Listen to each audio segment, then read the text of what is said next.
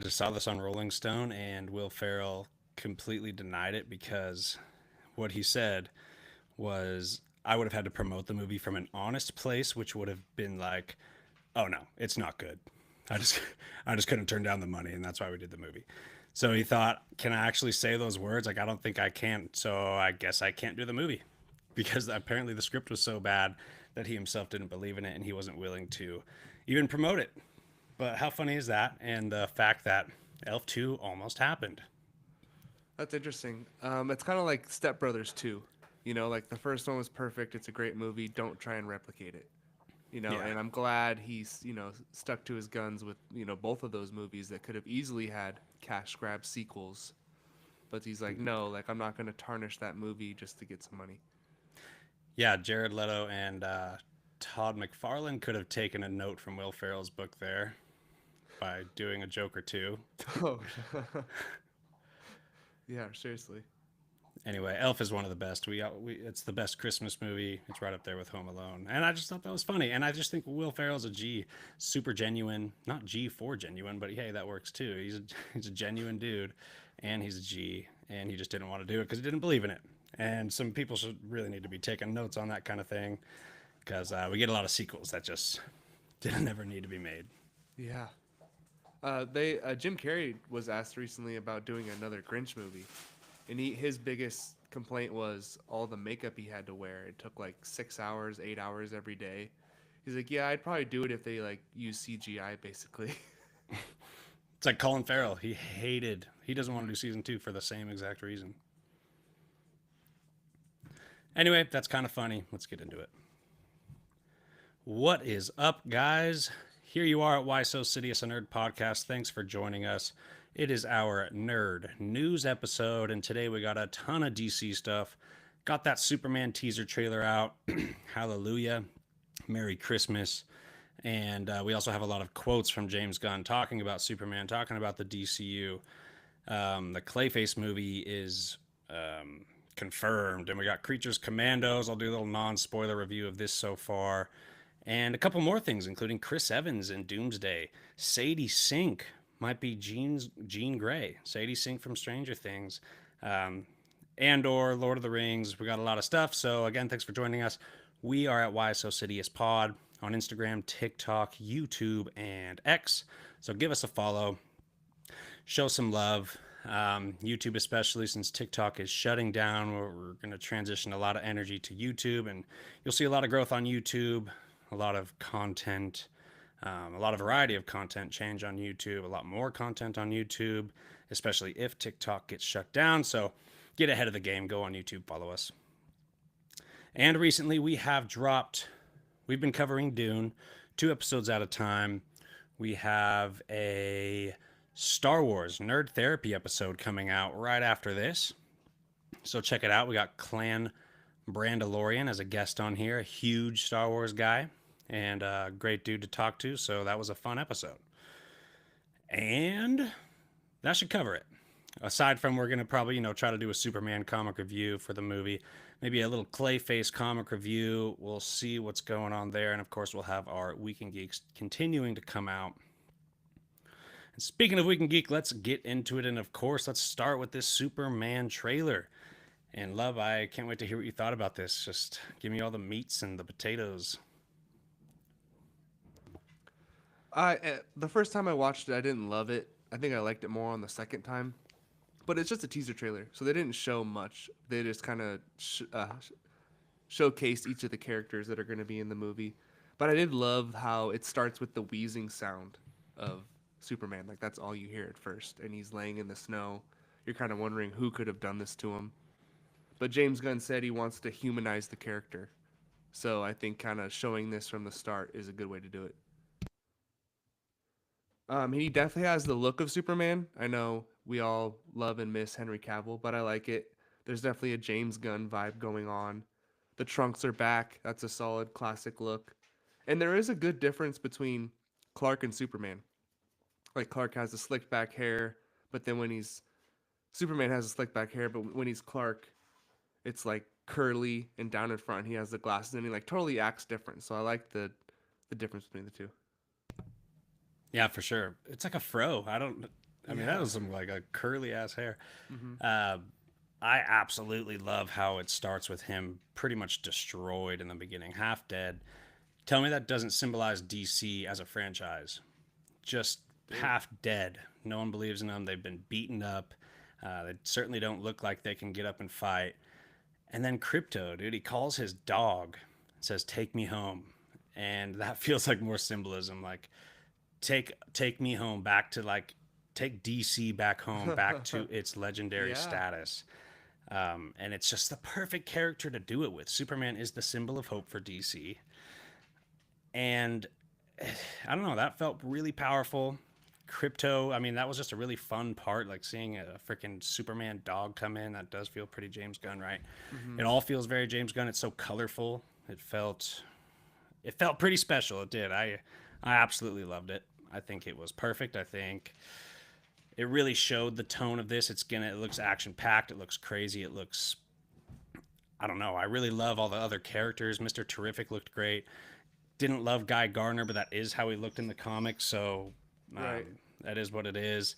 I'm really curious the roles they play, and we're going to get into some quotes. And he's kind of talking about generally what's going on with those characters and why they're in the movie, and that they're not just cameos, basically, for the sake of having cameos. But my God, I feel like DC's back. I haven't been very quiet about how I really believe that this is going to be a good franchise, and I think this is a perfect little teaser trailer, and it broke records. It's the fifth most viewed trailer. I think it's in within 24 hours. Right. Fifth most viewed trailer ever. Damn. Fifth. I mean, that beat out Infinity War, that beat out Ultron, that beat out all the Star Wars movies. It's the first most viewed trailer in 24 hours for WB or DC at all, ever. Makes So sense. we're looking at The Dark Knight, Batman vs. Superman, which wasn't a great, critically received movie, but at the same time, it made a ton of money, and it was a A very different era too. different era. So that's crazy. Actually, do you want to guess the four that are ahead of the Superman trailer All time for most views in 24 hours? for a trailer. Yeah, Are they fandom movies? they are all fandom movies. Actually, they're all Marvel. Endgame. Yep. Black Panther. Nope. And Endgame actually has two because the Endgame teaser and the full Oh, Endgame okay. trailer count as two. So there's only two more. And one of them is recent. Is it Guardians? No, wouldn't be Nope. Guardians. Nope. It was this year. Oh, Deadpool. Yep. Deadpool. Deadpool. Right. And then the last one guess, and then I'll tell you. Is it Marvel as well? Yep. And it's the most recent phase of the MCU. Post Endgame. Huh. Post Endgame. It's not Ant-Man, is it? Nope. Quantumania, because of Jonathan Majors? No? Right. No, I don't know. I have no idea. Spider-Man No Way Home. Oh, duh. Yep. Duh. So one interesting thing about that is all of those movies made $1 billion. Every single one of those four movies made over $1 billion. Shit, the Avengers made, I think, a couple billion. 3. Yeah. So, because I was always of the mind that I don't think Superman will reach $1 billion just because DC doesn't really have the trust of the public. So I'm still guessing the $800 million range, and I'm just trying to be modest. I want it to make $1 billion. I just, DC doesn't have the trust of the fans. So, but I don't know. There's been so much hype around this universe, especially like comic book readers. A lot of my buddies who are just movie fans, including you and Dave, right? Like, don't believe in it as much as I do, understandably. But then the comic book people that read DC, they're like, we're gonna get this on screen now. It's finally gonna be done right. And for a year, I mean, he dropped the news about this way over a year ago, and I feel like people have just been hyping it up, hyping it up. It's the guy who did Guardians of the Galaxy. So maybe it does do $1 billion, dude. I don't know, but I don't think they need to make $1 billion for the DCU to be successful. I think this needs to be critically well received, Yes. and people just need to really like the movie for the DCU, for that to like look good for the DCU. You don't even need an $800 million movie out of Superman. It would certainly help. I don't think you need it. I just think it needs to be good, and I believe it's going to be good. Because it does go head to head with Fantastic Four. So that will be the one issue at the box office. But I still think, yeah, 800 million is not crazy at all. Yeah, and And it could have a Barbenheimer effect yeah, I mean, I'm potentially. going to see both. Hell yeah! That's for sure. People might like one, not committed to the other, but they're so hyped out because I think Fantastic Four is going to be incredible as well. So who do you think did that to Superman? This is the gods and monsters phase. So do you think they did show that action scene with the monster? So do you think maybe that's what's going on, or do you think it's something else? I think that monster is more like edit that. More like one of those first scene action scenes, like we get like Guardians 2, they fight that Right. big monster. Because like that was probably my least favorite part of the trailer, to be honest. I don't really want a kaiju in my comic book universe. It kind of reminds me of the Suicide Squad too, with the big Starro. star, Starro. Yeah. And I didn't love the third act of Suicide Squad, but I will Me say neither. Starro is a very significant comic book character, so I have less of a Right. problem with Starro. But this kaiju, I'm not a huge fan of. I saw stuff online like, okay, well, that fight with the kaiju caused so much destruction, and that's why Superman is walking around getting stuff thrown at him because like he didn't prevent this destruction and stuff like that. Um, You think it but ties into Peacemaker some of it is or, guaranteed. Suicide Squad? Well, some of it's guaranteed to tie in because Rick Flag is going to be out for vengeance for who killed his son, which took place in Suicide Squad. And Okay. Rick Flag is going to be in the movie. So Interesting. obviously Superman's not at fault for that, but Rick Flag being in that show, Rick Flag being the main character in Creatures Commandos, we'll get a Oh, little bit of that. And it's funny, like he said, like, yeah, certain parts of Suicide Squad are canon too. And, you know, it's getting a little weird, but those are Suicide Squad and Peacemaker are so isolated that you could do that. You could just say it's canon and that's fine. right. But going back to your question, who did that to Superman? I don't think it was that kaiju. And if it was, that would be annoying. But maybe that Ultraman character, the one that kind of looks like Black Noir. Oh, right. I think he is. Black Noir. I think he is a creation of Lex Luthor. I think he has Kryptonian DNA because of Lex Luthor doing that in the lab. And if that is true, I think he'll end up being Bizarro. Bizarro's like that weird, mentally incapable version of Superman that's just Oh, a very bizarre. off, very kind of like not zombie, but kind of like halfway to zombie. Okay. Just a weird creation in a lab that ends up being just a weird, childish, stupid Superman, an abomination, pretty much. Okay. And if it's not Ultraman, I don't know, dude. But I also like that they started the trailer that way to show, like, yeah, he's not like Superman being such an overpowered character. Like, we Right. are guaranteed to have someone there going toe to toe with him that whoops his ass. And how does he come back and fight him after that? That's a lot of exciting stuff. Yeah, that's a great way to start the trailer when it's Superman. Like you have to Yeah. show that he's not invincible. And you're Even right, the wheezing. The wheezing made it feel Yeah. so like, damn. So how'd you like Nicholas Holt as Lex Luthor? I don't know if I love it yet. I do like him as an actor overall. He was in the X-Men obviously, and The Menu. Did you see The Menu with where they No. go to like the random place to try the meal, but things go crazy. But yeah, I don't know. It's a tough character to cast, I guess, because I feel like they haven't done well so far. I don't think he looks the part exactly, but I do believe he's going to do a really good job. I like the emotion he was showing in his face. Like He he's did show a definitely ton of good actor. emotion. And that's kind of a perfect segue into what James Gunn says about their relationship as a whole. Okay. But to answer your question, I didn't like necessarily love the look, but that's Kinda like Guy just Gardner. looks. Yeah, kind of like Guy Gardner. I like Lex Luthor's look a little better than Guy Gardner. That guy looks goofy as hell. But I liked the ring powers, though. I mean, we got one little shot, but I'm really excited to see a Green Lantern on the big screen. We haven't seen it since Ryan Reynolds, that failure of a movie. Well, also the Justice League, the Snyder cut. A That little was in glimpse. theaters though. But yeah. Yeah, barely counts. But I'm really, flashback, really excited for that lore. But anyway, what James Gunn said about Lex and Lois Lane, he said Superman's already existing. We're just starting in the middle of the action, right? He said Lois and Clark already know each other when the movie starts. Right. Lex already hates Superman's guts from the beginning, but they haven't known each other personally. Okay. which I found interesting because in the comics they met in Smallville.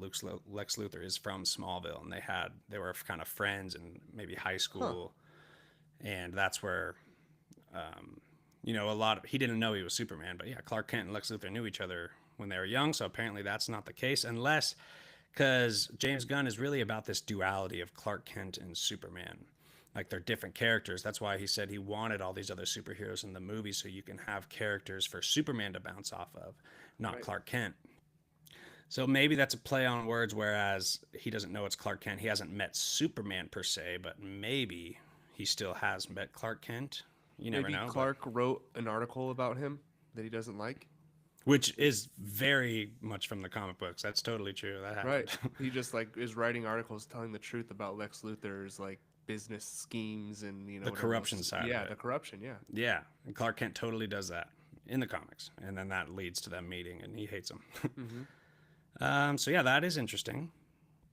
We also got quotes on David Cornsweat talking about why they chose the red trunks, and that wasn't James Gunn idea. Apparently, that was David Cornsweat's idea. Hmm. Well, this is a James Gunn quote, but he's talking about David Cornsweat. He said, David said something to me that really affected me. Superman wants kids to not be afraid of him. He's an alien. He's incredibly powerful, could be considered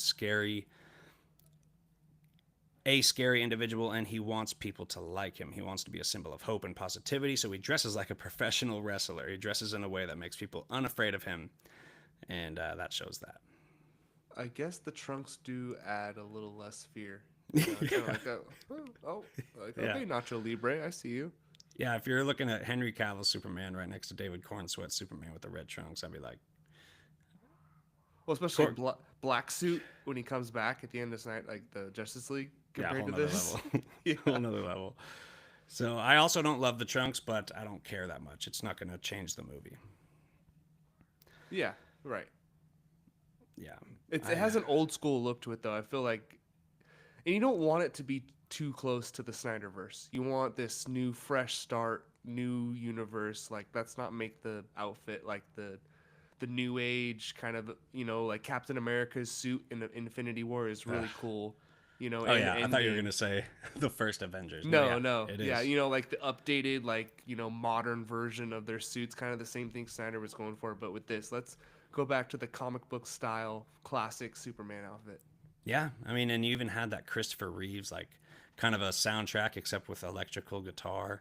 Mm-hmm. And how did that feel nostalgic if I've never even seen the Christopher Reeve Superman movies? That just felt Right. so cool. I've definitely heard that music. Mm-hmm. The Yeah. OG John Will. It's John Williams too. Really? Yeah. That's awesome. Let me double check that, but I'm pretty sure the original Superman score is And while John you check Williams. that, did this teaser increase your excitement? Are you still the same? Or did it even, maybe even lower it? Like, ah, this is bullshit. It's confirmed John Williams. Um, I'd say it about stayed the same.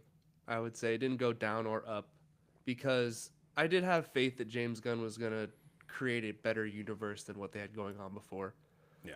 And Superman is not one of my favorite characters for sure, but that's because I feel like he hasn't gotten a fair shake at it yet. Henry Cavill was just starting to get into the character and everything fell apart. So, with this new universe starting off with him is very important, just like how they did with Iron Man. And they're going to grow this character throughout. I'm sure he'll be in other people's movies. There'll be a Justice League down the road. And so, yeah, I'm excited. I'm excited for sure. Yeah. My hopes are up. Hell yeah. One other thing James Gunn said is for the action sequences, particularly the aerial scenes, they're using inspiration from Top Gun Maverick. They're using drones to capture Superman's fight scenes. He Mm, said we shoot a lot of our action with actual drones flying in and around Superman. Flying in Superman, baby. baby. In and around Superman and the people that he's fighting with, like the engineer or whoever else. We did not get a shot of the engineer in this trailer, by the way. Hmm. So he said we got these really small, crazy drones now. We've got some of the best flyers in the world who we're working with. And I gotta say, that sounds pretty dope. But it's also confusing because it's not like the actors up there flying. I mean, so I guess you just have drones in the actual air for the beautiful background and the very aerial feel to it. but They the can fights will be fly at like CGI. 40 miles an hour. Yeah.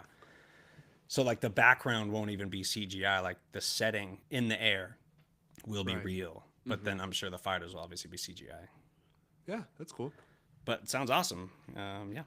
They use drones for everything these days, I guess. Right. Well, yeah, but you see all the weird stuff about this crazy uptake of drone sightings in like Yeah, New and like Jersey East and Coast, stuff. yeah. So people are like Project Bluebeam. They're gonna fake an alien attack anytime now. Oh god. Yeah. One more thing on Superman, then a couple of regular DCU quotes. But he also said, Mr. Terrific is one of the most important superheroes. He said, I love Mr. Terrific. These characters all get their moment in the sun. They all have their moments. They are not just cameos. These are the characters, their supporting cast. But Mr. Terrific is the main character of those characters. He's a big part of the plot. So Who's Mr. Terrific again? he's the dude that has that black T across his face that he was shown in the trailer with some cool little force field sphere as people are shooting him. Okay. I don't know as money. You know, I've read a ton of comics, not a lot of Mr. Terrific stuff, so I don't really know his character much. I do know that he is like a crazy genius. He's like one of the smartest people on the planet. I don't know what his powers are, but I'm excited. You know, I'm excited. Whatever he's got cooking, Right? I'm down for that. All right, any more thoughts on Superman before we get a little bit wider on the DCU and then moving on from DC as a whole? I think we're good. For sure. So a couple things James got said about the DCU in general. Someone asked him about, like, is Superman just to pretty much build the universe and develop other movies, basically. He said, I mean, maybe there's two little things, two moments in the movie, but basically if something's there just to set something else up, fuck it. It's basically saying it's definitely not just to set other things up. He also said these are interconnected stories, but people are always going to be saying, who's the big bad? Are there big bads for connected films? Yes, but this is about, hey, I'm telling this one story about, or he said, hey, is this, I'm telling one story about the big bad? No. This is about a connected universe. We're world building. We're not story building. We're not writing one story that has a beginning, middle, and an end, which I would say is kind of like phase 1, 2, and 3 of Marvel. That kind of does feel like they did it really well. I'm not taking that away from them, but it did feel like it was building to a climactic ending there. Then he also says we're creating a universe where people in which doesn't make sense, can go and join in and experience. It is much more like Star Wars. And to continue, I'm committed to both telling stories in the DCU and telling Elseworld stories. I want the freedom to tell Elseworld stories as well. We want to be able to tell a story about Superman that's different, like Red Sun. And he put Red Sun in quotes, and that makes me think that we're going to get a Red Sun movie at some point. If that was the first thing he thought of. But he says we want to be able to play with these characters in different ways. I think that's part of the fun of DC. So a lot to break down there. At the same time, not that much to break down. But that kind of goes from what we've talked about in the past, that they're just committed to telling good stories. Each individual movie has to be their own good story. It might not feel as like Marvel's beginning, middle, end, Thanos, Infinity Arc kind of deal, which makes me sad a little bit. I do like that big bad growing towards a Thanos style. Yeah, because that's how Phase 5 has kind of felt. Right. Where it's kind of all over the place. I mean, not all of them aren't great stories. If DC has all great stories, it'll be better. But still, it's kind of like, we're here, we're there, we're here. But, I feel like there's still going to be those little interconnective weaves. James Gunn's going to do that. If he's in charge of everything, like, there'll be the little hints and teases. I think there could be even more than Marvel on a regular basis. Just because they're not building to one big bad, I think that he's, like he said, he's committed to telling everything is taking place in the same universe. All these characters cross over. Like any comic you read, whether it's just a Batman or a Superman title, it feels like 75% of the time there are cameos from other characters. Like it's very rarely ever just a Batman comic or Superman comic. And that doesn't mean they're building towards some big team up in those comics, but they are all in the same universe. Of course, they're going to talk and meet.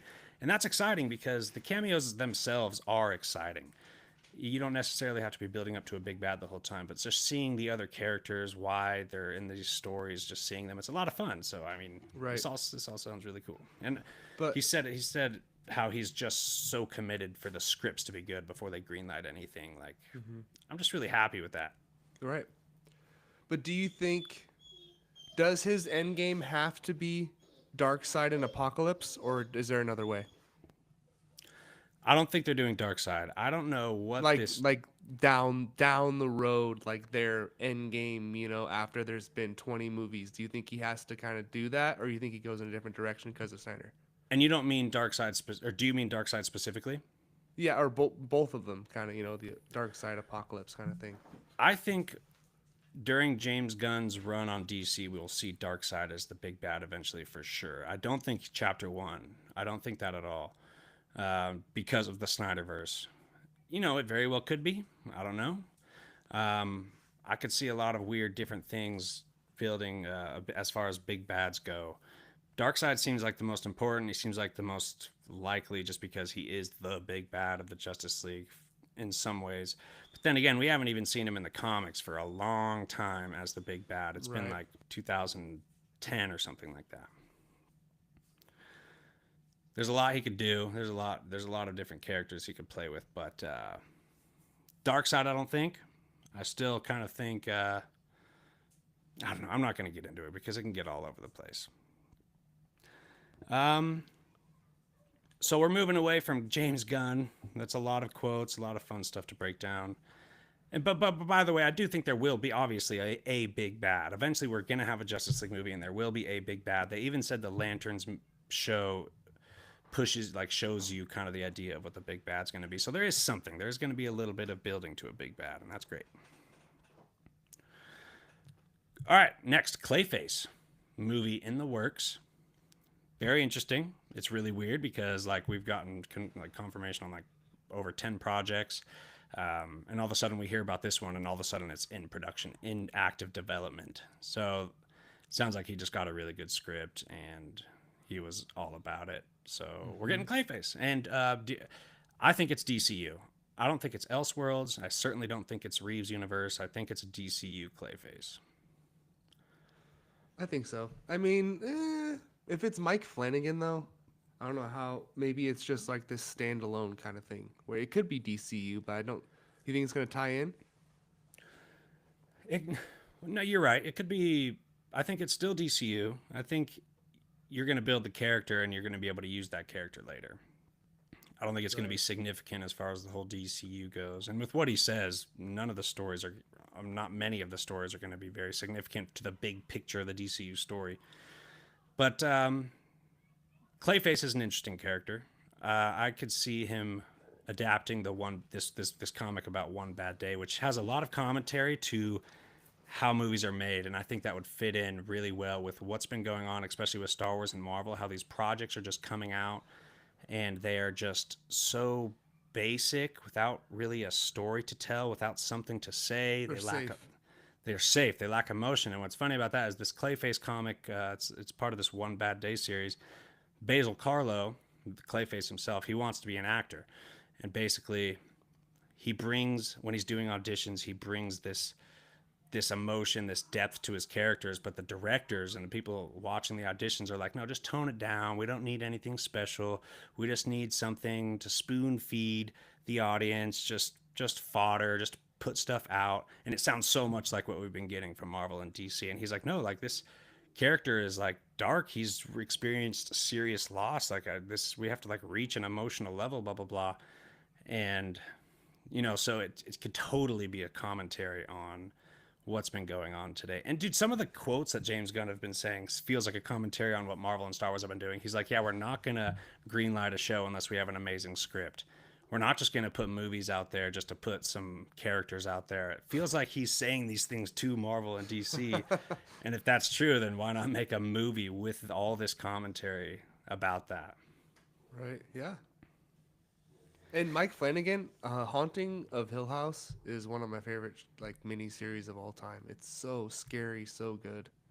I'm going to have to watch it. What's it on? Netflix. Miniseries, so just one season. One season, like 8 episodes. It's like a multi timeline. They were all lived in a haunted house as kids. But Interesting. it tells like their story as adults and kids at the same time, and there's a crazy ass plot twist at the end. It's a very good show.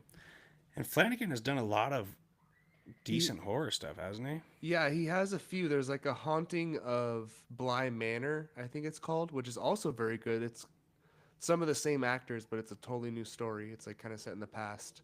Also good. And then there's another one he did. I think it revolves around like a priest in a church in the South or something. Oh, Doctor Sleep too. Wasn't Oh, that pretty highly? I Where? enjoyed that. It's in the Shining sequel. Yeah, Yeah, Haunting it's on on Hill there. House. He did Ouija, Origin of Evil. I feel like I saw that and it was actually kind of scary. Anyway, full on horror character. Yeah, like Yeah. this. Clayface gets jealous about his buddy getting the audition, so he kills him and takes his form, and then goes to shoot the movie as his friend because he could look like whoever. He's kind of like a scroll in that way. Okay. Is he So is very, he a human or is he like a he's creature? human. He's human, but I don't know how he got his powers. But yeah, he could change himself through this clay form to look like anybody. Mm. He could look like he could make multiple bodies for himself. But yeah, he kills his buddy, takes the role, goes and shoots that movie as his buddy. His director doesn't like it because he still tries to bring that emotion to it, and they're just trying to spoon feed fodder to the audience. So he kills his director, becomes the director, and now he's in charge of the whole set. Like it's pretty Damn. crazy. It sounds like a HBO series. Yeah, and I'm just referring to this one comic, this one Bad Day comic. Very interesting though, and Wow. I kind of hope they adapt that one. He doesn't really have any other main focus in a story. Hmm. There's one other. I'm not going to get into it, but yeah, that'd be fun. Clayface. It's just really random, but I am excited. We're building some Batman rogues. Before we get Batman, I really like that idea. Right. As long as you're not Sony, because that didn't work out. Let's move on to Creatures Commandos. Just real quick, they have renewed for season 2. They're already a green lit for season Nice. 2, and that's exciting. A little non-spoiler review here. I am not a big animated fan. There's some animated I like. I love the Spider-Verse movies. I love Clone Wars. I like some of that DC animated stuff. Creatures Commandos has been really good, though. I'm going to be honest. I'm really hooked, especially the last episode that revolves around Weasel. And it's the first animated show where I almost teared up. It's a really sad story. It's Huh. very, very sad and tragic, along with, Weasel from Suicide Squad. yeah, Okay. yeah. So he's part of the team, and like you get the reason he's on the team in the first place is heartbreaking. So you get that. That's a very sad story, and that's not what the whole episode is about. There's also a lot of rich DC lore that they put into this episode, and a part of it makes me feel like this character named Cersei might be involved in the big bad situation. Huh. She sees these. I guess that's kind of spoiler-y. But they talk about the Amazons and Themyscira. Cersei's from Really? the Themyscira and feels really important in the DCU. It's funny how And they copy names because that's one of the Eternals' names, right? yeah, Cersei. no, get this, Deathstroke. Wade Wilson is Deadpool, right? Uh-huh. And Deathstroke kind of looks like Yeah, he has the Deadpool. vibes. Similar. Yeah. His name is Slade Wilson. No way. Yeah, Oh my so god. funny. Obviously, he doesn't crack jokes like Deadpool. It's very different, but Yeah. looks the same. It's got the damn near the same name. Anyway, yeah, so Cersei and Amazonian might have something to do with the big bad, and that gives some light. But the show is really good. I like the Really? animation style. I really I like the didn't love. style of it. I didn't love it from the trailer. You like it though? Yeah, I like it. And I didn't love the trailer, and I didn't love episode 1. I think it's getting a little better as it's going on, especially the last episode. That's what really sold me. I was kind of like, whatever, just another, pretty good animated show. Loved the last episode. How many episodes have there been, and how long are they?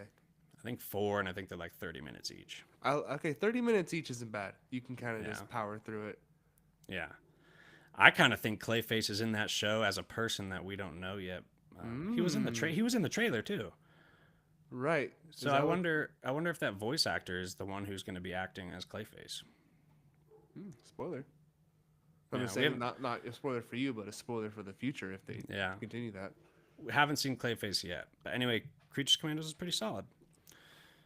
Um, Nice. that wraps it up for DC. So We have the Batman too to. Oh, I'm very sorry, and you are correct. The Batman 2. Well, I know that the script is complete. Like, that's the big news. Finally, we have. Nearly Ah, damn complete. it. He didn't. George R. R. Martin did. Wait, and like, didn't we hear news that a script was complete a while ago, or is that not a thing? Um, Back in September, Matt Reeves said it was done, but now James Gunn is shutting down those rumors. Um, he responded about the speculation about Clayface being in the movie. He said, firstly, no. Secondly, couldn't be the case as there hasn't been a script yet, or a first draft of the script. They're still aiming for an October 2026 release, and they need to start filming pretty soon, but Matt Reeves did say that the script is nearly finished and the production begins in 2025. So, this movie came out over 2 years ago, and they're going to release it in 2 more years. So, Yeah. it needs to come out in 2026 or things are looking shaky.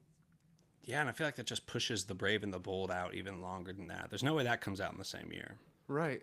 I feel like Brave and the Bold's probably like a 2028 thing, but still, you have Batman Part 3. It's a trilogy. We know that. Yeah, seriously. That's when things are going to get really interesting. Having two live action Batmans coming out at the same time.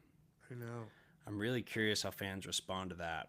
And I've said it before, but I don't think The Brave and the Bold has any business not being like a top three Batman movie. I mean, if it's fourth place, you can get away with it. But if it's not like one of the best Batman movies ever and you're starting this new franchise, it's going to be kind of disappointing. Yeah, I wonder how James Gunn feels about that, about Right? having a Robert Pattinson going on at the same time. That's one of the weirdest things about it. There's new reports that say James Gunn actually did want Robert Pattinson in the DCU, but Matt Reeves is saying, let's not do that. Hmm. He wouldn't. He could fit, I guess, but his story's already been told in like a separate universe where it feels like there is no Superman or any other character of the Justice League, and it says that dynamic duo with Dick Grayson and Jason Todd is coming out in 2028. So do you think that comes out before Brave and the Bold? That'd be kind of weird, right? To drop. I think it's coming out before Brave and the Bold because there's so much news about it, like Okay. already. And it already has a release date, right? Yeah, June 30th. And it's animated, and there's something really weird like they're It's doing. animated? It's animated, yeah. An animated movie? Yeah. Oh. Or I don't know. I'm not confident if it's a movie or a series, but they also said they're using like puppets or something. Like if you type in dynamic duo puppets and see what happens, it concerns me. I don't really know what to expect out of that. I don't know what that's going to look like. My big problem with it is I Yeah, want to it's see an night. animated film about the origins of the two Robins. Written by Matthew Aldrich. It's That's not part of Matt Reeves' Batverse. Okay, yeah, obviously. that just kind of bums me out, dude, because Red Hood is up there like after Vader is one of my favorite fictional characters Who? stories. Red Hood. Mm. He has such a cool story. I mean, just being killed by the Joker, coming back as like an anti-hero. Awesome story. I want that on the live screen almost more than anything else. Like if I could pick one character, I wanted to see his whole entire story play out on live action. That he'd be up there. So that bums me out. We get his like origin story there. And did you see anything about the puppets? No. Yeah, there's something about the dynamic duo utilizing puppetry. Like the boy style? How so? How do they do that? Like in the Black Noir flashbacks? Oh God, Remember? I do remember that. With Yeah, I puppet don't know. animation. So yeah, that kind of bums me out, but I really pray to God that's good. It's just one of my favorite characters in DC, and I hope they nail that. The film will be stop motion animated using puppets from the company Swaybox. Yeah, doesn't really sound awesome, you know.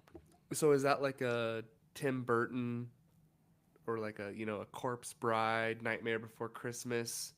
Or That's those more clay. puppets? That's clay though. That's not puppets, which is weird. Yeah, And it's a movie. You really gonna put this out in the theaters? Like you gonna put this straight to Max? Like right? That has to be a Max movie. I really hope there's some kind of revolutionary use of puppets to where it doesn't look like freaking puppets, dude, because that just seems not very exciting. Oh, a mix of animation, Yeah, puppetry, and CGI. yeah. So all three. I don't know what the hell they're doing there. I'm just bummed out that Red Hood and Nightwing, two of, I mean, those are two amazing characters that I really, really wanted to see in live action. So, we'll see how that goes. Mm-hmm. It's probably the least exciting thing I've heard about the DCU so far. Yeah. The Batman 2, script complete. That's good. Robert Pattinson. All right, we're done with DC. Let's move on to, real quick, some Lord of the Rings stuff. I wanted Dave's opinion on this, too, because, first of all, real quick, they did want Viggo Mortensen for the Hunt of Gollum. Yeah. They totally wanted him, and it's not going to pan out. I don't think he's going to join, but they tried to get him on there. So Crazy. old. Just too old. Crazy. Yeah, but if they could make Tarkin look pretty damn good in Rogue One, and you actually have the person, and you can mix CGI, would that be worse or better? No, know. better. Yeah, it should be, right? Yeah. Because you could use, 50% of his face, just do a little 50% CGI touch up. But Well, they're good at de-aging. Like they did, especially Disney. Disney's gotten really good at that. So I'm sure Lord of the Rings got it too. true. That would have been exciting. Maybe it still pans out, but we'll see how that goes. But the Hunt for Gollum seems to be more. I'm getting much more like interested in this. If they actually wanted Viggo Mortensen, that kind of confirmed. It might have already been confirmed that our boy Aragorn was going to be in the movie, but that just makes it feel more like real. Like we're actually going to get a Aragorn-oriented story. I'm pretty excited for this one. I don't know. I feel like it's like a sacred thing. It's a prequel to the original trilogy, obviously, but I It's don't know. scary. Like it's you could mess things up, you could screw it up, but it is Peter Jackson and Andy Serkis, like the people who are involved in the originals. So I don't know. I feel like they're just like bringing everyone back for one last ride kind of show. Yeah, but I want that universe to keep growing. Like I Mm-hmm. want more Lord of the Rings movies. You can't just have the best trilogy of all time forever and that's it. Like yeah, they're Yeah. doing Rings of Power, but that's been working out pretty good. Yeah. The only Well, L's they've taken is The Hobbit and apparently War of Rohirrim, but I don't count that. It's animated. Like Lord of the I feel Rings like a doesn't lot of people hate Rings. I feel like it's really. like half love, half hate. You know? I don't see how you could hate that trilogy. It's so. No, the show. Oh, you're right. Yeah, it's very, very split. Mm-hmm. I think more people like season 2 though. Yeah. The viewership went up quite a bit. The critics, or the overall ratings for everybody, kind of went up a little bit. I don't think people love it. But that leads us to our next bit of news, and that season 3 is confirmed, and there's actually still plans intact for Amazon Studios to go for their full 5 seasons. Good. So I think season 2 was good enough to push that because we were really worried there that it was just going to get canceled right when it started getting really good. Mm-hmm. And that would have really sucked. And we'd always be sitting there wondering what could have been. I feel like the people who don't like it are just like the hardcore book nerds who are like they want Yeah. everything to be the same as a Silmarillion. And it's like they're just working with what they have. They don't have the rights to everything. They're trying to tell the best story they can. I think they're doing a good job. Like most of the main characters are solid. I love what they're doing with Sauron, all of his different phases and everything that's going on with him. So I'm really enjoying the show, and I'm glad they're gonna finish it. Me too. And if it keeps going on this trajectory, season 3 will be even better. Season 2 I thought was way better than season 1. Mm-hmm. I am really happy they're going to continue it. They have some kind of a vision. They've invested a ton of money into it, and there's a reason. It's an expensive show, and you can tell. Super expensive. I'm not going to be happy, because I just want to see them lead up to that prologue in The Lord of the Rings. Mm-hmm. I think that sounds like an awesome way to do it. Just potentially could even make Lord of the Rings a better movie, which seems impossible. But if they keep doing better and better, then this could be a really great series. Mm-hmm. You can So I'm even glad. end the show with Isildur looking like the hero.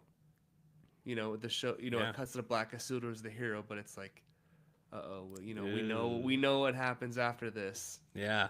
You know. Yeah, I like it. So that's good news. Um, one quick thing on Star Wars, we got Andor. We have a budget for season 2, and that's just season 2, right? $290 million for season 2 is what they're Yeah, working with. So they're which going makes it the bigger. highest ever spent for a Star Wars production, or Really a TV show at least. Um, interesting. You'd expect maybe. What would you think would be the highest before that? I would say maybe Mandalorian season 2, or mhm. even maybe Ahsoka. I don't know. It feels flashy because of lightsabers, but maybe that's not the case. They're going big then. What does that mean? A lot of CGI? Or does that mean a lot of space battles potentially? Well, apparently there's kind of a caveat to this where it says it's the highest ever annual spent for a Star Wars production. So The Last Jedi was 280 million over an 11th month period, and Force Awakens was 243 million during production for a year. So they spent 290 million dollars in a year just to make this, which makes seasons 1 and 2 $645 million, which is outrageous to think for two That's seasons of a show. insane. And when they say that the Rings of Power was like $1 billion, that wasn't just season That's one, that's was it? 250 a season. Yeah. So this is 250 more. million. This is more than. 250 million for each season. Well, apparently, there's supposed to be 5 seasons of Rings of Power. Yeah, well, So 250 times 5. 200 times 5 is a billion. If they reached a billion, Right? Oh, you're right. 200, my bad. so Andor is more expensive than Rings of Power. Yeah. Damn. Interesting. I'm excited. I mean, that just means like bigger, crazier stuff. I do imagine a lot of aerial battles and space battles and stuff like Mhm. that. Because dude, like I literally have no idea what to expect from this. Like, what are they doing? What are they going towards? Like, yeah, he's gonna find out the Death Star is happening. Yeah, he's gonna start developing plans to like they need to destroy a Death Star. But what are they gonna do as far as a whole season of storytelling? Right. And I feel like I need to rewatch the first season, or at least the last couple episodes, to get ready for the next one because it's been a while. It's been a while. I've never rewatched it. I really do want to rewatch it, Mm-hmm. and I'm excited to rewatch it. But I'm really excited for Andor season 2, and this amps it up a little bit for sure. Mm-hmm. Star They Wars also is a had lot. some. They had some set images of like Mon Mothma and the Andor character and stuff like that just Mm-hmm. released. So you start getting images. We're getting really close. When's it come out? Early 2025.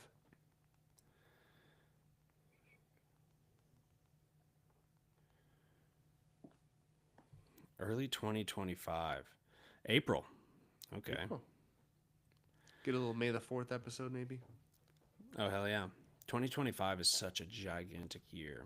Too bad we don't have a Star Wars movie. The box office draft's going to be wild, too. Yes, that's gonna be the best freaking box office draft. Because this year kind of sucked, and I'm It freaking did. losing. It's because of my negativity. I'm like, let's not do a box office draft. There's no nerd movies, and now I'm losing. That's just Mm-hmm. that's just energy, a bad energy that I put into my own team, and now I'm losing because of it. What was your last draft pick? I feel like it did pretty well, actually. Venom? Moana 2. Oh, Moana 2, yeah. Even Venom 3 did pretty good compared to the like ratings and the overall Did you draft that one? I, I thought I did. Yeah, it did. We need an update. I think, yeah, we'll have to get an update because Mufasa and Sonic, my last two movies. So after this, we're done because Dave has War of the Rohirrim, which has 12 million in the box office after like 2 weekends, which is really bad. It was projected for like 600 million. That beat Craven at least. I mean, probably. Craven did bad. Good thing God, we didn't draft that. yeah, I wanted to do a non-spoiler section for Week and Geek for Craven, but no, fuck that. It sucked. It was terrible. It was terrible. The action scenes in the trailer were the only action scenes in the movie. He had a 30-minute flashback to his childhood. So that's 30 minutes of Aaron Taylor Johnson not killing poachers. Those bear traps we saw in the trailer were not for animals. We were excited to see him killing poachers. Those were for him. So it's like nothing. It sucked. That was terrible. And it shows that's like it did worse numbers than Madam Web. It did worse numbers than I kind of want to see it Morbius. just to compare it to Madam Web because I feel like it couldn't be worse. Did you see that one? No, and I'm not going to. I feel like it couldn't be worse than that movie. There's no way. But And I need to see Morbius too because I haven't seen that one. I haven't seen Morbius either. Yeah. I don't Yeah. care. I don't care. Right? It's a waste of 2 hours. I was so bored. I wanted to leave the theater in Craven. It Mm-hmm. was that bad. All right, we'll do a little Marvel and let's do a little video game corner. So we got Daredevil stuff going on here, and Charlie Cox himself is speaking of the darkness of this show. He says the thing that we kept talking about was this show has had the success that it's had because it appealed to a very specific demographic, because it's one of the few superhero shows that is so dark and sinister at times. So we really pushed for the show to remain geared towards an older audience and not dumbed down to kind of capture a wider net of people. I think in some ways it's even darker than a lot of the stuff we've done in the past. Mm. All good things. Thank God Kevin Feige came in and scratched everything they were planning and they Yeah. redid it all. And we're going to get such a better product because of it. Yeah. I can't wait for that show. I need to finish the original series first. Oh, yeah, you freaking nerd. I know. I fell off. What about It's a season great 2? show. Where have you? I'm like halfway through actually. Okay. Yeah, I can't really ask much because it'll spoil things, but I'm sure you're liking it, right? Oh yeah. I mean, it's been a while since I watched it, but yeah. I mean, I'm gonna wait till like a month before the show comes back, and then just get right in that Daredevil mode and bam, right into it. And then when we do the review, numbers will be up. Everyone will be wanting to hear a review on the old show. So That's a great point. I'm timing it out right. Come on. Yeah, that's For the big picture podcast. thinking right there. Yes. That's prudent thinking. They also said the dude who plays Bullseye said that this show actually takes place. It starts 5 years after the Netflix show ends. Okay. So that's really interesting. It'll give a little insight there. Guess that kind of lines up with the MCU timeline as well. Totally. Yeah, I guess it does. So that's just really exciting. It's probably my most anticipated series of 2025. What else is there? Ironheart. Besides, yeah, anything Marvel for sure. Nothing Marvel is really exciting, but I guess Andor would be the close second. Okay. Yeah, for sure. And I'm still excited about Ironheart. I'm excited to see the kind of the Iron Man lore bleed into whatever the hell they got working with there. I am still excited, but come on, this is Daredevil, and then they say it's going to be just as dark. We heard previous quotes on how they're comparing it to like the darkness and intensity of Game of Thrones, which I call bullshit there. But if you're going in that direction, and that's a win. Right. Yeah, I'm really hoping that we really feel the MCU connections there, though. I hope it feels less isolated than the Netflix show. I hope it really does feel like the MCU, which even the Netflix show had like the newspaper about the Avengers, the alien attack and stuff like that. It felt decently connected, just, no cameos, nothing about the story tied in. I'm really hoping Kingpin is going to be a big player in the MCU moving forward. He should be a part of like damn near a big bad. He should damn near be a street level Thanos. Yeah. Well, it sucks that they're redoing the Spider-Man movie into more of a multiversal story because I was excited to see him as that street level character. Yeah, that is a bummer. I saw headlines from reputable sources that Spider-Man 4 is going to have Tobey Maguire and Andrew Garfield there again. I mean, let's not just do it again, right? I know. Give them their own movies, dude. Just do the Sony Andrew Garfield over there. Give him another like really good movie. Well, I would you love to heard see the thing that. about how Sony had the right to put Spider-Man in any of their movies, but they chose not to. Really? Yeah, they could have put Tom Holland or Andrew Garfield in any of those Madam Web, Morbius, Craven, but they I decided bet not you to. I bet you Tom Holland has something in his contract where he's only MCU. Right. But I think they could have. So if you're saying that, they probably definitely could have used Andrew Garfield, or because like I don't think Tobey Maguire. Do you think he's too old to have a Spider-Man 4, or would you Yeah. be cool with it? No, we need Andrew Garfield.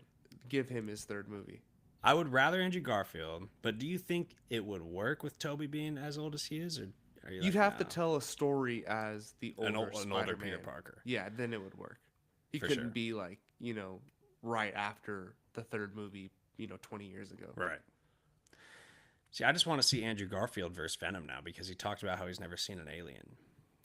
If they ever did a live action Into the Spider-Verse, you could have Tobey Maguire as that character from Spider-Verse, the one who's The wise one, yeah. the wise one who Or who kind of trains Miles. yeah. I wonder if they have the rights to Miles Morales. I wonder if I think Sony does, so that's a Sony thing. how have you not done a live action Miles Morales, you know? Well, that Into the Spider-Verse Part 3 is taking longer than expected. They have to do Yeah. that first. Yeah, that's kind of a bummer, but that's okay. It'll come. But it also has a new creative team. It's not going to have the same people on it, from what I remember, from what I heard. Damn, That's sad. I don't want. I want the same people on there. They were such good movies. they're amazing movies. One might say amazing. One might say spectacular. Yeah, so we'll see how that goes. Two more things from Marvel. We got some Doomsday cast. Some of it rumors, some of it confirmed. One of the confirmed one, Chris Evans, Yeah, coming back. that's crazy. Ooh, that is crazy. Uh, I don't know how I feel about it. I like it. I love it. I love Evans as Captain America. I just, it's just like killing me that I just want to know why and how so bad. I want to know why and how Robert Downey Jr. was chosen to be the next villain. I, it just confuses me. I think it will be fine. I think it'll be good. I think they got something good brewing, but like, the thing is, I think he would do. It's perfect no brainer to bring him back as Old Cap, but it sounds like that's not what they're doing at all. But like, he's still in the universe. Old Cap is still around. If things hit the fan, he'd probably want to get involved. But it doesn't sound like he's going to be Old Cap. Right. Then I would say I want Hydra Captain America from the Secret Empire comics. But there is no way they're bringing RDJ back as a villain and Chris Evans back as a villain. That's just not going to happen. That seems ridiculous, doesn't it? I mean, it seems like too No, much. I think the way you say it like that, it is kind of good, kind of perfect storytelling where the two heroes from our first phases are now the two villains where on Battle World when they meet in the end. Maybe Chris Evans isn't like the main character, one of the main characters in the movie, but when they go at the end, and Doctor Doom, brings all of his, acolytes to help him fight. Chris Evans is one of them. That would be crazy. It feels gimmicky. It feels gimmicky. If RDJ Yeah. doesn't already feel gimmicky, which I'm over it. I think they have something really cool brewing there. I don't care. I think it's going to be awesome. But then you bring in their second lead character for the whole phase 1 through 3 of the MCU, and he's also a villain. It just gets a little too gimmicky for me. Maybe it's just like a cameo. But the reported cast so far is RDJ, Chris Evans, Anthony Mackie, Benedict Cumberbatch, Tom Holland, the Fantastic Four, and the Thunderbolts. So it's already pretty stacked. Thunderbolts feel too grounded to make a difference against Doctor Doom. Except Sentry. But like in Infinity War, there were so many different storylines going on at the same time. Yeah. Like the Thunderbolts could be in New York on the ground, finding out what's going on there, while the Fantastic Four and Benedict Cumberbatch are off in space, trying to figure what else is going out. So Very true. It could work. Very true. It just raises a lot of questions with Chris Evans. I'm sure the Thunderbolts will be in there. Of course, they're building them up for a reason. Mm-hmm. I just Dark Avengers. Yeah, of course. I'm waiting for that title change, man. Waiting for that title change. I don't know, man. It feels weird to think that there's an Avengers movie about to start shooting, and we have no idea who the Avengers are. We have nothing building up to. No idea. We have. You're right. Slight idea. Who's the Avengers? I would go with. Obviously, you got Anthony Mackie. Right. I'm gonna put Shuri on the team. I want to say Doctor Strange, but he's also off doing crazy multi-dimensional like incursion things with his third eye. Yeah, he doesn't. He's never really been on the team. You're gonna have Ironheart. Hopefully, Spider-Man. Marvel. Spider-Man will find his way. That should be the main freaking character of the movie. He should have the most screen time, the most lines. Mm-hmm. You're gonna have Miss Marvel. Hawkeye coming back. I'm not excited about it, but Hawkeye is Haley Steinfeld now. Yeah. You never know. Are they just gonna be young Avengers doing their own thing, or Shang-Chi? Shang-Chi? Yes. It's not as stacked as the first Avengers team. It's kind of because a lot of these people are introduced in TV shows, or they were like side characters in, someone else's movie, and now they're just, going to be put into the front role. We'll see how it goes. Yeah, we don't care about them really. We don't care. I'll say We care Doctor about a Doom couple of in a them. 4-game sweep. Doctor Doom would jack the Avengers up right now. In the comics with the Secret Wars, Doctor Strange became Doctor Doom's like right hand man, like very Of obedient to course he did. him. So I wonder how that goes. In the comics, also, Doctor Doom and Doctor Strange were out to figure out these incursions together. They were doing all kinds of stuff together to figure out these incursions. I think Doctor Strange is going to have a massive role, is kind of the point I'm getting to. I miss Kang though. And did you see that all the charges were dropped against Jonathan Majors? I don't know exactly how. I haven't been following it that closely, but Yeah. the charges were dropped against him, but it's obviously too late now. Yeah, what do you think? You think that increases the chances he comes back? We have to see what's going on with the Council of Kings. They can't just like leave that alone. No, I don't think. I think they've already moved on. So you think we'll never see him again? No. Interesting. See, I think there'll still be a scene that closes his storyline, which you could Using, argue. like unused footage or like CGI or something. That's a good question because it's not like he's gonna come. Maybe I don't think he would come back to shoot more scenes. Or it's like we said, Doctor Doom just destroys that Council of Kings scene from the post credit of That's what I Quantumania. think. That's what I think happens. Yeah, we'll see, man. Like Chris Evans, Avengers, everything. I'm just confused. What are we going towards here? But it's still the Russo brothers, so I really, really, really can't wait to see what they're cooking up. Out of any Marvel project, Doomsday is definitely like what I'm most excited for outside of Daredevil. Just to answer questions. I just have so many questions I want answered, and that movie is going to be like, thank God we have these. It's so confusing. Just tell us what you're doing. What are they Well, doing? Captain back there? America and Thunderbolts have to really set up that Doomsday movie in a way where the Avengers start to get together or start to get in contact with each other, because a lot of these people haven't really met yet. Shang-Chi was in with the Avengers at the end of his movie, right? In the post-credit scene when the bands start, kind of lighting Yeah, up. But they haven't yeah, really met each other yet. So how are they gonna, fight a big, Thanos level threat when they don't even know each other? yeah. Well, in the first Avenger movie, none of them knew each other yet either, and they That's true. met, and it was such a fun thing seeing them meet. But we also cared about those characters a lot more. I don't really care about Miss Marvel meeting Shuri. I don't really care about Spider-Man meeting. God, I Shang-Chi. don't know. No, I'd be pretty stoked about that. That'd be sick. Daredevil though, throw Daredevil in there. I really hope Daredevil's in the Doomsday movie. I really want another cameo in Thunderbolts or Captain America. I want someone really cool to show up in one of those movies, They will. just for fun. You'll get one. Yeah, out of both of those movies, the chances are high you get at least one really cool cameo that we don't know of yet. Mm-hmm. Yeah, we'll see how it goes. So one last thing for Marvel, Sadie Sink from Stranger Things Oh yeah. is rumored. This was broken by Jeff Snyder. He has a pretty good track record. Not everything lands, not everything is correct, but he has a pretty solid track record. And he says that Sadie Sink is Jean Grey coming up here. Which, if that's true, looks like they're going with a very young X-Men team. Right. Which I think would be fine. Be good to differentiate them from previous iterations of the X-Men, who are all like 30 years old. So there was, the young X-Men. Of course, if you go back to the very beginning, they were pretty young, back in like the 70s or 80s with Chris Claremont writing. There was also a modern story where the young X-Men come back from the past and they find the present day very adult X-Men like acting very dark, very like Scott Summers gave the green light for this group of assassins, the X-Force, like things are getting dark, they're killing people, and they're not cool with it. They're from the Silver Age where everything's happy and they do the right thing and morality, blah, blah, blah. Sounds like they're going with the younger team, and that'll differentiate, and that's cool. So Sadie Sink as Jean Grey, do you like that? She's almost too young. I know it's been a few years since Stranger Things. I'm sure she's aged like all the other actors and actresses have. She's like 20 something now.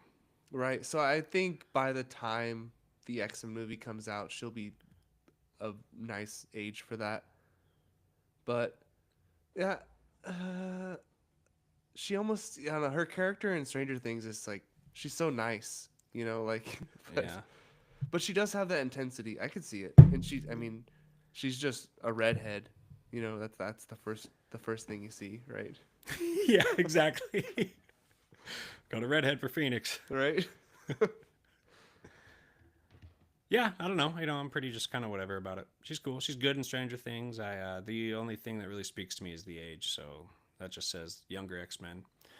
I really still think another way to differentiate it would be to give individual characters an origin movie and make it feel very Phase 1 MCU for the X-Men. I would much rather have that than just boom, X-Men movie. Mm-hmm. And it's just weird, where there's been no mutants. So all of a sudden we're just going to have mutants. So again, with the MCU, the theme is just confusion, and I just have so many questions. It's the most exciting part about all this coming up is getting those questions answered. They should just hire the whole Stranger Things cast as the X-Men. Right. Just cross over all of them. Who would be Wolverine? The kid, um, the kid with the curly hair. The goofy one? Yeah. Angry little Wolverine. Hell yeah. Yeah, that'd be funny. I don't know. We'll see how that goes. We don't even know when they're showing up, but also remember that Kevin Feige said we're going to see some X-Men characters in the next upcoming movies. Hmm. So maybe Thunderbolts, maybe Brave New World. Is Doomsday after that? What's the next? Oh, Fantastic Four. Mm-hmm. Yeah, since they're in a different universe, I could very well see a bunch of X-Men in the Fantastic Four. Right. All bets are off there. You can do whatever the hell you want in another universe. Yeah.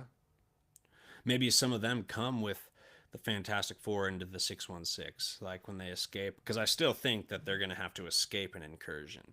And the movie will end with their universe being destroyed. And because in the comics, Reed Richards built this ship to survive the last incursion. And that's the only reason a lot of characters were in the Secret Wars comic is because they got into the ship, survived the incursion, and here they are in this Doom world, or Doom world? Battle world, created by Doctor Doom. The only reason they did it is because he's in that ship. He created that ship. They all went into that ship. So I could very well see that movie ending with an incursion. Boom, destroyed. They get into their ship, and boom, they go. And Doctor Doom, that's why he looks like Robert Downey Jr., because obviously 616, there's not an identical Tony Stark. There's no way there is an identical Tony Stark that just ends up being a villain. That's not from the 616. He's very likely from a different universe.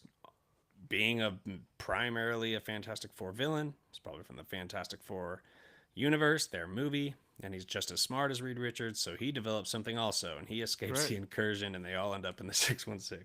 Well, even the Fantastic Four is set in the '60s, right? Yeah, So you could see like the Marvel equivalent to the civil rights movement, but have it like the mutant version of that, good to call. where it's like I mean, they don't have time for that in the Fantastic Four movie, but Yeah. maybe there's just like there's like these riots going on in New York where the mutants are fighting against.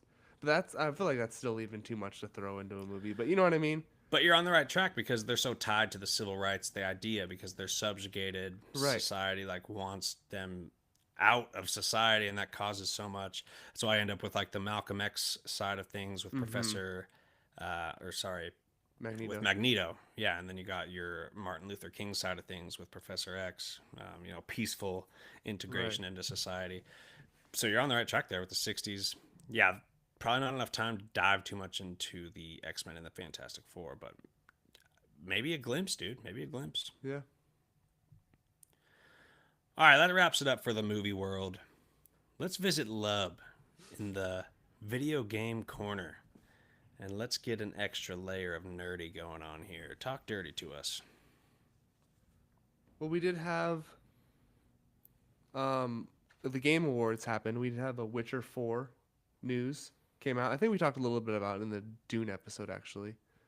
But yeah, Witcher 4 is coming out, and Ciri's the main character. I don't know if you did you watch the show at all? No, I didn't love it. No?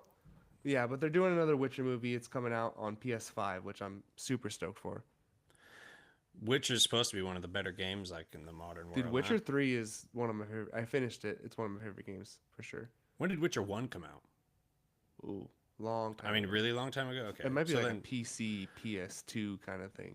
gotcha. So what like the new modern amazing Witcher thing? That's Witcher 3. Witcher 3 is the one that's on like PS4 and then they upgraded it for PS5. So it's like on the newer consoles. And then the other one, Naughty Dog has a new game coming out, and that is Uncharted and Last of Us. And it's called Intergalactic: The Heretic Prophet. And it follows a bounty hunter in an alternate universe where space travel was significantly advanced by 1986. And it's inspired by Akira and Cowboy Bebop. Over 250 developers have been working for the last 4 years and will have one of the deepest gameplay in Naughty Dog's history. You should go check the trailer out online. It looks I don't know if the game's gonna have these graphics, but the graphics in the trailer were insane. Like people look real. You have like your own spaceship out in the middle of nowhere, and I mean it looks so much like and Last of Us was so cinematic as a game. Like they know what they're doing with it. I didn't play much Uncharted because I didn't have a PS4. I went from Xbox back to PS5, so I missed those ones. But yeah, I'm excited for this. Oh yeah, that sounds sick. I miss gaming, but what about Right. Marvel Rivals? It's like a free game. Right, I saw that on there. It's blowing up. I saw some Yeah. videos of people playing. It looks fun. Doesn't it look like what's the game I'm thinking of? It looks a lot like Overwatch. That's kind of yeah, one. a lot like Overwatch. Yeah. Just a giant orgy of action and like it Hmm. looks so Yeah. chaotic. Right. But you But get to pick. There's like Venoms out there, Iron Man. Anyone you want to be. yeah, and people are picking different characters and I see it on say like TikTok and they're like Hmm. breaking down each different character's attributes and why they suck or why they're really good and it like that aspect of it makes it seem really fun. I just don't Yeah. have a console right now. Right. I'm more of a solo story mode Same. type of Yeah, guy. same. Rather than playing online, trying to compete with everyone. I'd rather just do it at my own pace. Same. I do prefer that. The only problem is with modern games, I feel like there's too much emphasis on the story. Where, like, back in the day, I could throw on Max Payne, and all you have to do is run through the map, kill everyone you got to kill, get to the other side, and finish your mission. But now, like, there's too, like, long cutscenes. And I get, like, I Hmm. don't even really need that much story in a video game, but I could see why that could be appealing. It's just, I just want to play. I just want to kill people or race Well, Ghost or of Tsushima that had amazing. a good mix of story and just sorting people through the neck. Ghost of Tsushima is absolutely one of the favorite games I've played my whole life. Hmm. I think Elden Ring is still my favorite game ever, period, because of the way that I've beat the game 3 times and there's still caves I haven't explored. There's still items I haven't found. There's still Damn. bosses I've never found and fight. It's so big and it's so fun to find these little secrets and go through this maze of. Did you like The Um, Witcher? You should try The Witcher then, because that's like one of those games where you can play forever. Really, yeah, isn't it very much like Skyrim?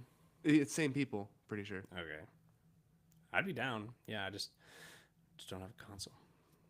My PS4 took a Wait, shit, and God, the PS5 is only 350 right now, pretty much. I should just do it, but we'll see. We'll see how it goes. But I'm still Rocket League, dude. I just love oh Rocket League no, so much. Skyrim is Bethesda. Excuse me. Skyrim is the people who did Fallout. For sure. Witcher is the one who does Cyberpunk. What is the best game that you've played in the last 10 years? Oh, that's tough.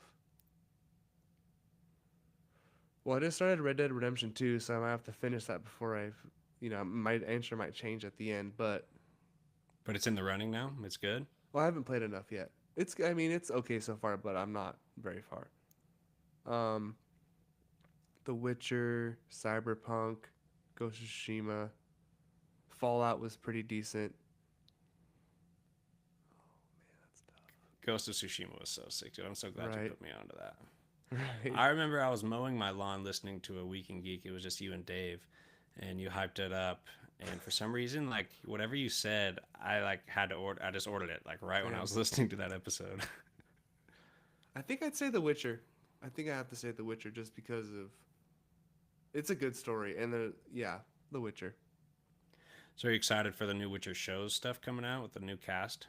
I never finished the final season with Henry Cavill. Honestly, I watched the first Yeah. half, and then there was like a break, and then the second half of the season came out, and I never finished it because I just felt like well, like why he's leaving, they're gonna replace him with someone else. Like, what's the point? And that hasn't come out yet, right? No, That new Witcher show. So you're not even gonna watch it, probably. maybe I'll give it a shot, I guess. But the show wasn't as good as the game either. The show wasn't as good as it was hyped out to be. Like, Mm-hmm. I didn't love it. Henry Cavill felt like he was trying to act. It didn't feel like he. And that's like the. I've never heard anyone say that. Everyone loves him as the Witcher. I'm watching. I'm like, he feels like he's act. Obviously, he's acting, but the difference of a character that just like embraces the role and Right, feels like they're not acting. He just felt like he was acting.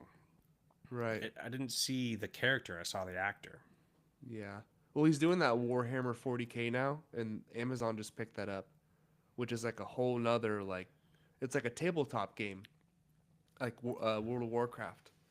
But Okay. I guess there's like this whole deep lore behind that, and there's actually the show Secret Level on Prime, and each episode is on a different video game. Each episode is like 15 minutes, and one was on Warhammer 40K, and it seemed pretty cool. Pretty cool. I don't know what this is about. I could just picture Henry Cavill with like this oversized Thor hammer with like spikes on Right. it. That just I guess there's seems like Game of Thrones type of vibes to it, where there's like kingdoms and shit. okay. Right on. All Yeah, right. Well, I think that wraps it up for Week in Geek. Anything else? that's it. For sure. Thanks for tuning in to Why So Serious a Nerd podcast. In our podcast descriptions, you'll actually find our merch store. Great way to support the show. Get yourself a nice looking shirt. There's also a support the podcast link, so you could pitch in a little bit of money each month if you want to see us keep putting out content. I always say the more money we make, the more content you'll get. And eventually, years down the road, we can quit our jobs full time and do this full time, and we'll drop an episode every day. That's crazy talk, but you never know what happens. But great ways to support the show. Again, we're at Why So Serious Pod, TikTok, Instagram, YouTube, and X. So show some love. Thanks for tuning in again, and we will see you next time. Yeah, dude, I want to play more video games so bad. I know. Same. Once I'm done coaching, I'll start playing again. But yeah, Warhammer 40K. It's a game set in the distant future where humans are battling hostile aliens and supernatural creatures. Nice. um, but Rocket League, bro, I'm still like that's like my game. It's been my game for like 10 years now. Is that the soccer one? Yeah. It's really weird. But man, I